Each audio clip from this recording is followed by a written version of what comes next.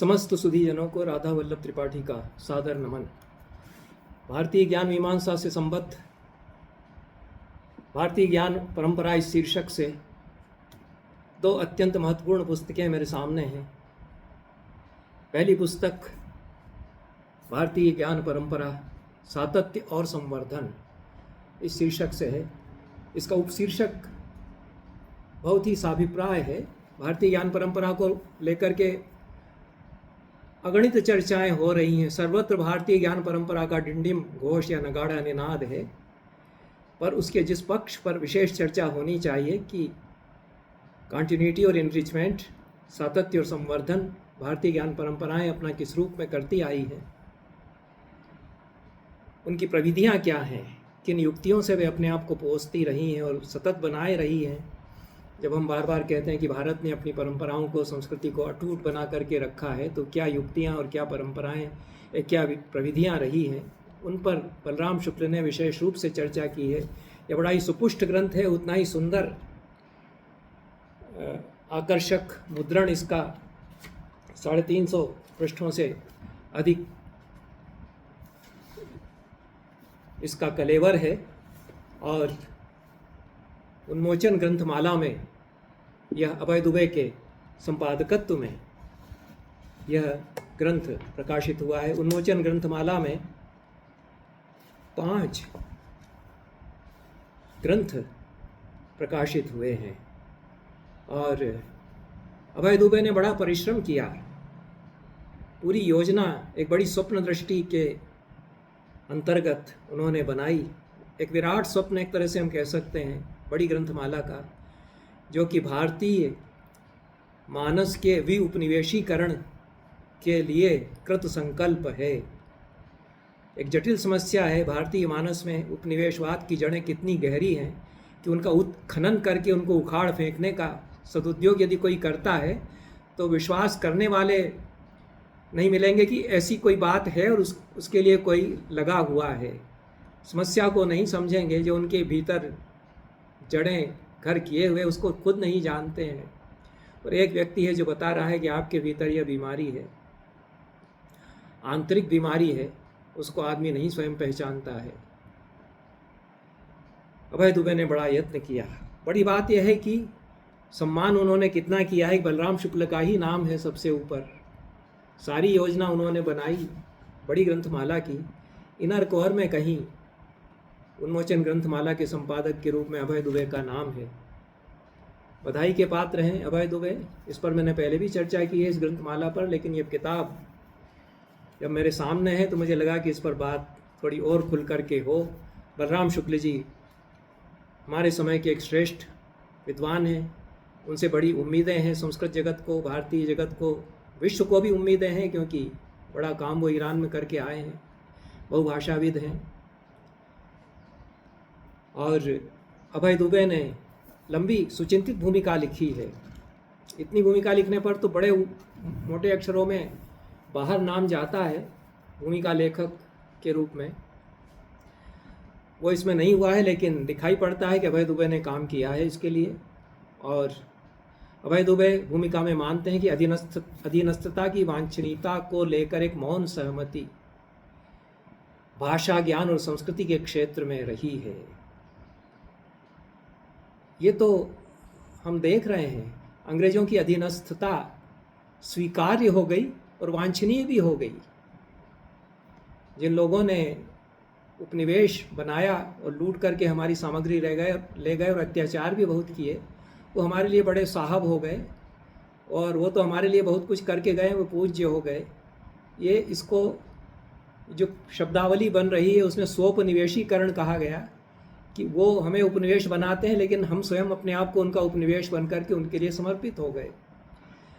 अब बातें तो बहुत हो रही हैं कि हम अंग्रेज़ों की गुलामी हमने छोड़ दी, अंग्रेजियत हमने छोड़ दी, लेकिन भीतर ही भीतर उसके संस्कार बहुत गहरे हैं। वो कितनी गहराई से जो लोग स्वयं स्वीकार नहीं करेंगे, उनके आचरण में, उनकी शब्दावली में वो व्यक्त होते हैं, उसको अभय दुबे पहचान करके बताते हैं, क्योंकि वो बहुत अच्छे समाजशास्त्री हैं और समाजशास्त्री विश्लेषण की प्रविधियों को वे समझते हैं। तो जो एक मौन सहमति भाषा, ज्ञान और संस्कृति के क्षेत्र में अधीनस्थता की वांछनीयता को लेकर है, उसका वे विश्लेषण करते हुए कहते हैं कि यह स्वोपनिवेशन है जो कि टिकाऊ होता चला गया है और ये प्रच्छन्न रूप से भिदा हुआ है भारतीय मानस में भीतर। इसको हिलाकर बाहर निकालना कठिन है।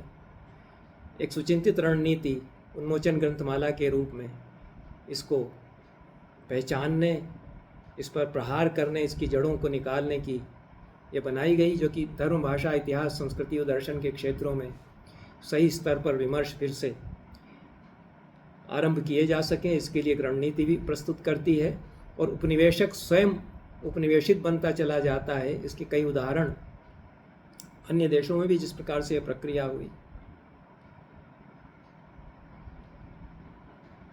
उसको देते हुए अभय दुबे कहते हैं कि थियोक्रेटिक अर्थात यथार्थ की वह समझ जिसके मुताबिक ईश्वर सृष्टि का रचनाकार है, उसके बरक्स एंटोक्रेटिक अर्थात ब्रह्मांडीय समग्रता यानी अलौकिक और लौकिक का देवी में रूपांतरण, ये जो प्रक्रिया घटित होती है, संपूर्ण समरसता पर विश्वास करने वाले समाजों की सोच में ये बात आ जाती है और समाज फिर बदलता जाता है।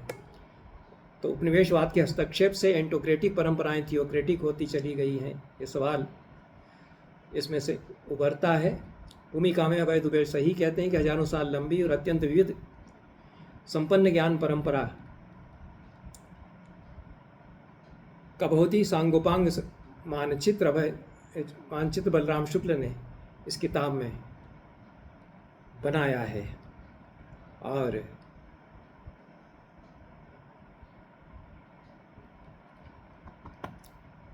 इस किताब में 5 परिच्छेद हैं। बलराम शुक्ल की जो किताब है भारतीय ज्ञान परंपरा, सातत्य और संवर्धन, प्रथम परिच्छेद में वाचिकता और संवादशीलता, परंपरा का आत्मविस्तार और भिन्नकालिक संवादशीलता इत्यादि विषयों पर बात करते हुए कतिपय ऐसे अभिप्राय और युक्तियों की मीमांसा बलराम शुक्ल करते हैं जिनके तहत हम अतीत और वर्तमान को आमने सामने रखकर देखते हैं, वर्तमान को अतीत के संदर्भ में और अतीत को वर्तमान के संदर्भ में पहचानते हैं। जैसे अवतारवाद है, अवतारवाद के द्वारा हम अतीत की अपने समय में व्याख्या करते हैं। इसके बहुत रोचक उदाहरण दिए जा सकते हैं, मैंने भी दिए हैं, आगे कभी मैं फिर इस पर बात करूंगा। इस पर बड़ी लंबी गोष्ठी 3 दिन की हुई जो इन किताबों पर, उसमें मैंने उदाहरण कुछ उनमें से दिए। पुराणों में इस तरह के उदाहरण बहुत सारे मिलेंगे। तो जो नवीनीकरण की प्रविधियां हैं इस पर विस्तार से प्रथम परिच्छेद में कल्प भेद, काल की भारतीय अवधारणा, पुनर्जन्म की जो युक्तियां हैं और वाचिकता और संवादशीलता, इन पर बात, और महापुरुषों का उत्तरोत्तर जो अवतरण होता है उससे नवीनताएं आती हैं। और उत्तरोत्तर अवतरण के 3 प्रकारों की मीमांसा करते हुए गहरा विश्लेषण, यह जो अवतरण होता है महापुरुषों का, उसको बलराम शुक्ल बताते हैं। बहुत ही महत्वपूर्ण बातें उन्होंने उपब्रह्मण और कपट प्रक्षेप को लेकर के की हैं। ये हमारे यहाँ परंपरा के विस्तार की प्रविधि जो है उसमें एक उपब्रह्मण महत्वपूर्ण प्रविधि है और उपब्रह्मण के द्वारा हम परंपरा का व्याख्यात्मक विस्तार करते हैं, अपने समय तक उसको लेकर के आते हैं। पुराणों ने यह कार्य किया। उसमें कहीं कहीं कपट प्रक्षेप की एक युक्ति अपनाई जाती जिसके पीछे शरारत हो सकती है और जो वांछनीय नहीं है उसको उसमें घुसाने की कोशिश हो सकती है। तो यह कपट प्रक्षेप की पहचान पुराने आचार्यों ने जिस तरह से की है अपनी टीकाओं में, महाभारत की टीका में मध्वाचार्य ने की है, उन सब का हवाला देते हुए ये एक महत्वपूर्ण युक्ति है भारतीय ज्ञान मीमांसाओं में। जो अपमिश्रण होता है उसको निवारित करने के लिए, ग्रंथों में जो अपमिश्रण होता है उसको निवारित करने के लिए, उसके अतिरिक्त भी अन्य कई युक्तियां हैं जिन पर बात हो सकती थी कि हम जितने भी महत्वपूर्ण ग्रंथ हैं उनमें आरंभ में अनुक्रमणी ग्रंथकार स्वयं बना देता है कि इतने इतने अध्याय हैं, इतने श्लोक हैं, ये इतने विषय हैं। महाभारत में आदि पर्व में ही अनुक्रमणिका पर्व अलग से है, अन्य कई ग्रंथों में अनुक्रमणिका आरंभ में बनाई जाती है। तो ये जो सीमाएं हम बना देते हैं उसके कारण उस ग्रंथ में लेखक, कॉपीइस्ट, नकल नवीस जो है वो कहीं कुछ न जोड़ दे अपनी तरफ से, उसको लिखते लिखते नकल करते करते लगे कि मैं भी कुछ जोड़ दूं, नाम भले ही मेरा ना हो लेकिन मेरी बात आ जाए। कभी कभी बहुत बड़ा कवि होता है वह तो स्वीकार कर लिया जाता है उसकी बात को, तो प्रक्षेप भी स्वीकरणीय होता है। तो कपट प्रक्षेप और केवल प्रक्षेप, इनमें अंतर होता है।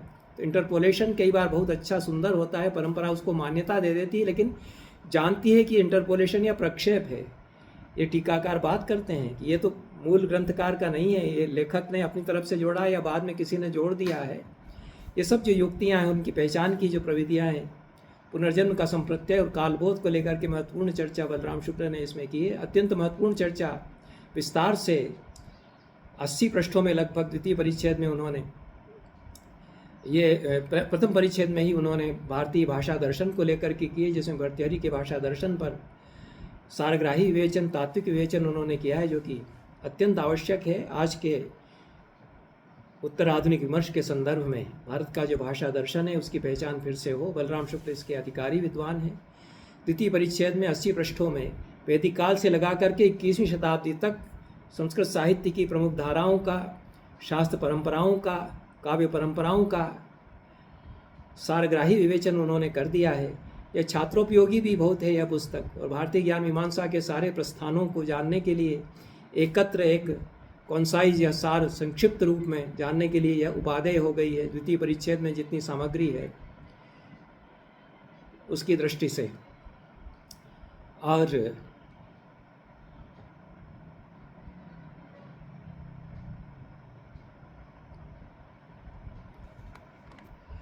तृतीय परिच्छेद पुनरुत्थान के वर्तमानकालिक आयाम इस शीर्षक से है। इसके अंतर्गत देश भाषाओं में रूपांतरण, संस्थागत उन्नयन के यत्न, ग्रंथों के उद्धार और पुनः प्रवर्तन, पश्चिमी जगत से संपर्क के कारण जो नए उपक्रम हुए और प्रकाशन अभियान में जो नवीनता आई, और उसके आगे वर्तमान काल में नवजागरण काल के कारण जो नवीन चेतना भारतीय ज्ञान मीमांसाओं में आई, इन सब पर विचार किया गया है तृतीय परिच्छेद में। चतुर्थ परिच्छेद में परंपरा के प्रायोगिक प्रमाण इस शीर्षक से नवजागरण तथा अन्य सांस्कृतिक जो उपक्रम हैं उनका विशद परिचय, आध्यात्मिक आंदोलनों का भी परिचय स्वतंत्रता आंदोलन के संदर्भ में बलराम शुक्ल ने दिया है। पंचम परिच्छेद में भारतीय परंपरा की विश्व दृष्टि इस शीर्षक से भारतीय विश्वबोध और जीवन मूल्यों पर अच्छा विचार उन्होंने किया है। और इस पुस्तक में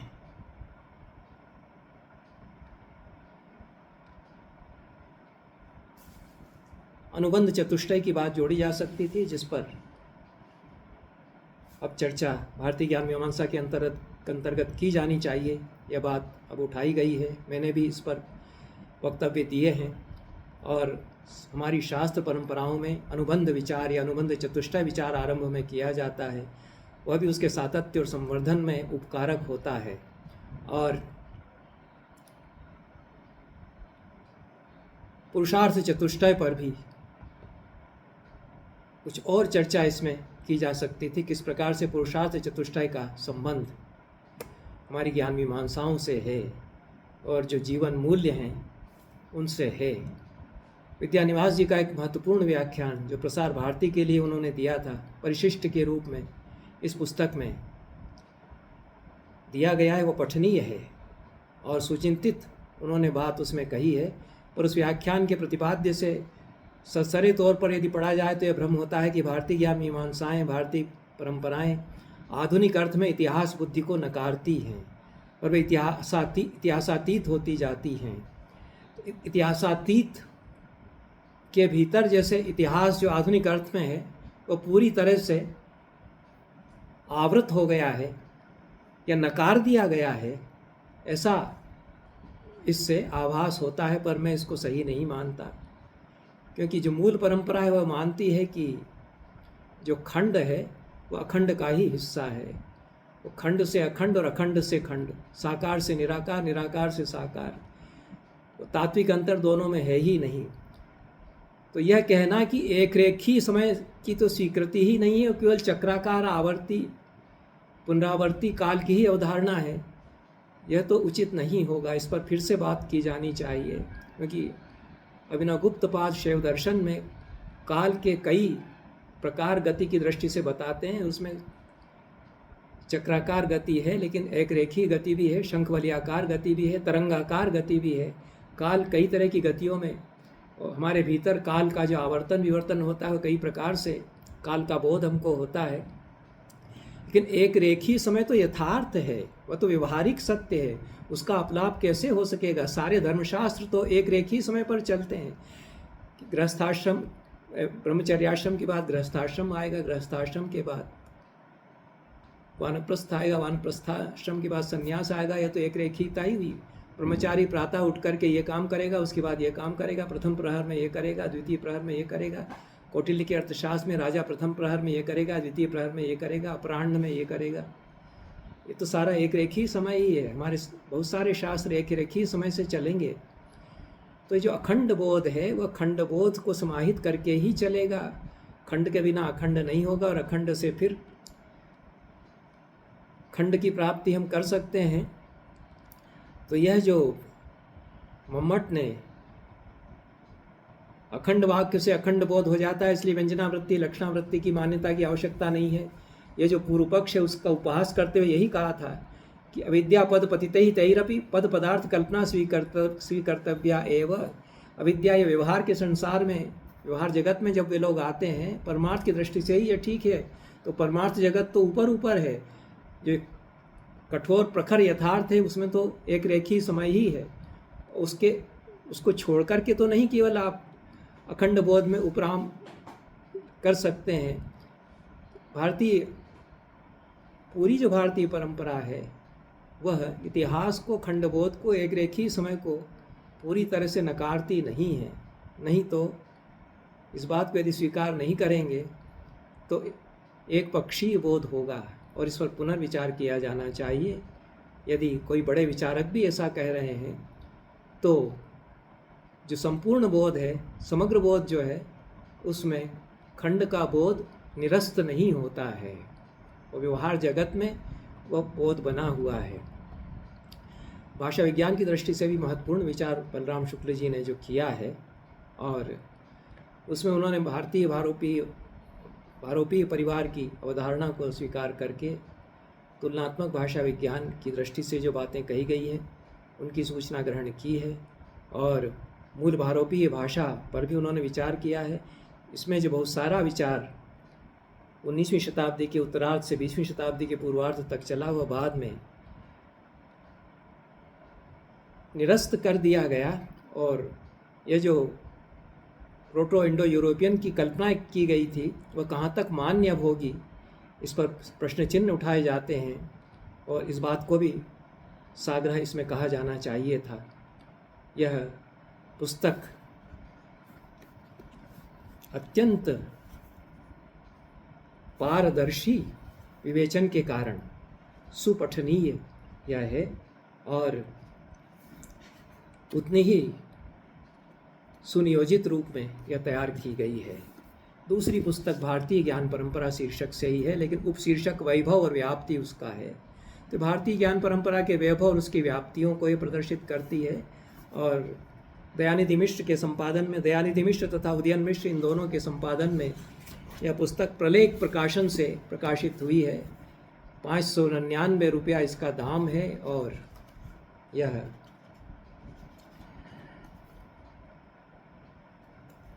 350 से अधिक पृष्ठों की यह कीमत है। बलराम शुक्ल की किताब भारतीय ज्ञान परंपरा यह वाणी प्रकाशन के द्वारा रजा फाउंडेशन दिल्ली के सहयोग से प्रकाशित की गई है। वाणी प्रकाशन दिल्ली से प्राप्त हो सकती है। दयानिधि मिश्र जी के सुचिंतित संपादकीय के अतिरिक्त इसमें विद्यानिवास मिश्र जी का सा विद्या विमुक्तये इस शीर्षक से तथा भारतीय चिंतन धारा प्रयोजन और प्रासंगिकता इस शीर्षक से 2 लेख विद्यानिवास मिश्र जी के हैं। भारतीय ज्ञान परंपरा और उसकी विश्व दृष्टि ये अंबिका दत्त जी का विशद विस्तृत लेख है, और भारतीय ज्ञान परंपरा और भारतीय मूल्यबोध और भारत की विश्व दृष्टि को लेकर के एक अच्छे सुलझे हुए दार्शनिक के रूप में अंबिका दत्त शर्मा जी ने इसमें विचार किया है। गिरीश्वर मिश्र जी अच्छे अध्येता हैं, मनोविज्ञान के आचार्य होने के साथ साथ भारतीय ज्ञान परंपरा की सामाजिक और सांस्कृतिक आधारभूमि पर उन्होंने विस्तार से विचार अपने लेख में किया है। और इसके अतिरिक्त शास्त्रार्थ परंपरा, वैदिक ज्ञान परंपरा, वेदांग परंपरा, स्मृतियों की परंपरा, भाषा और व्याकरण, इतिहास और विज्ञान की भारतीय दृष्टि, इतिहास एवं पुराण, न्यायशास्त्र का आलोक, धारणा एवं ध्यान यौगिक प्रक्रिया, भारतीय काव्यशास्त्र, भारतीय कला और नृत्य की शास्त्रीय परंपरा, संगीत की भारतीय परंपरा, आयुर्वेद का वैशिष्ट्य, भारतीय ज्ञान परंपरा के सारे पक्षों को उद्घाटित करते हुए ये 18 लेख इसमें प्रकाशित हैं। सभी जाने माने विद्वानों के द्वारा लिखे गए हैं। मेरा एक लेख नाट्यशास्त्र और भारतीय ज्ञान परंपरा शीर्षक से इसमें है, और नर्मदा प्रसाद उपाध्याय का भारतीय कला और नृत्य की शास्त्रीय परंपरा पर लेख है। सारे ही विद्वान जिस विषय के हैं उनसे उस विषय पर दयानिधि मिश्र जी ने लेख लिखवा लिया है। भारतीय ज्ञान परंपरा के वैभव और विस्तार को, व्याप्ति को ये लेख प्रकट करते हैं। कुछ पक्ष भारतीय ज्ञान परंपरा के निश्चित रूप से इन 18 लेखों में समाहित हुए हैं। सभी लेख बहुत पठनीय हैं, सुचिंतित लेख हैं। इन शब्दों के साथ आज का यह वक्तव्य मैं समाप्त करता हूँ। धन्यवाद, नमस्कार।